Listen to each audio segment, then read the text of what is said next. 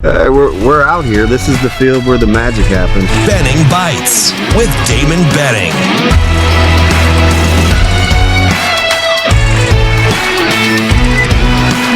Benning Bites with Damon Benning. It's another episode of Benning Bites. Appreciate you fine folks tuning in, seeing what's what. Plenty of spirited conversations with my main man, Robbie Lula, during the show with our partner in crime, Shane Schillerberg, and his little birdhouse just cranking out drops. It's been a fast week. Been back, I don't know, whatever today is, Wednesday, Thursday. I get them all confused and I'm never right, so I'm going to stop trying to guess. But appreciate you being a part of what we do. Apple, Google, Spotify, TuneIn. Got that right again. That's like the second time in a row. Props to me. Or just good old-fashioned radio. ESPN 590 or at ESPN Tri-Cities, the only show where you can get us across the state, which is spectacular if you just ask me. I'm glad you did, so I can tell you it's spectacular. Plenty to talk about recruiting. We talked to Mitch Sherman, Brian Christopherson. Always good times on the heels of Nebraska but being a part of some satellite camps down in the Metroplex area, just finding talent, offering 22-year-olds from Germany that are going to come in the 2024 class. That's right, being Lincoln in a very short time, ready to find a way to contribute. And it's just interesting because we've been having this conversation seemingly since Coach Rules got here about offers and stars and trusting the process and having done before. And I just think it's a fascinating discussion because we're more apt now. We don't care so much about if Guthrie had offers or how many offers Donovan Jones had or Hofkin, where we found him from, or what's going on anywhere, Quinn Clark.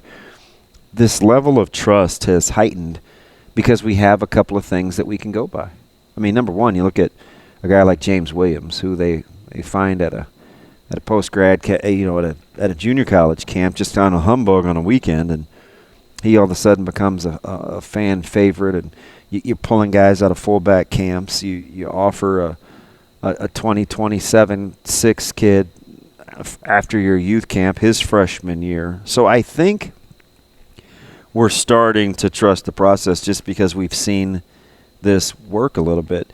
And how long before we kind of shift our temperament into star rankings and, who else is offered? Remember when we used to have those discussions? Well, who else is offered? Who's on the offer list? At what point and how many games will Nebraska have to win where we just are like, well, that works for them. That's who they want. We don't even have that discussion. Because I think at some point, if they continue along like this, the conversation changes where you're just not going to get the national media hype for some guys that they're finding that turn out to be good players. Now, Nebraska's got to hold up their end of it, right? I mean, those guys have to develop. So they have some case studies for folks to go look at and say, see, this is what we can do. Our baseline measurements and our numbers, they work. You just buy in. We'll do the rest. Doesn't matter what anybody else thinks. Are we good? Handshake agreement. Sign on the dotted line. You sign the letter of intent. You're at school, and all of a sudden you're functioning at a decent level at the University of Nebraska. Can we get to that point? And how important is this year in helping establish that? I mean, are there those guys currently on the roster? James Williams comes to mind, right? A guy that kind of just burst onto the scene. Nebraska took a chance.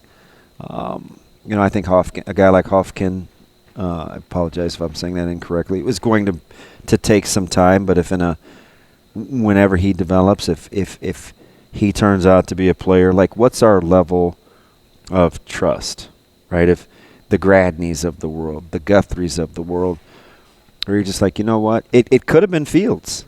Right, Fields was an immense talent that showed a ton of promise that a lot of other schools weren't interested in. Now, it turns out he didn't want to be in Lincoln for very long, but I don't think that was on Nebraska in terms of what they were providing. I think he had some other things that he wanted to pursue. So I'll be curious to watch kind of this evolution, because what will the balance be, right? You're not always going to get a Raiola in a class of a nationally, or a David Sanders Jr. that draws the attention of getting those guys on campus versus finding guys at satellite camps, right? There's always going to kind of be a balance, but at what point when the wins come will you stop caring?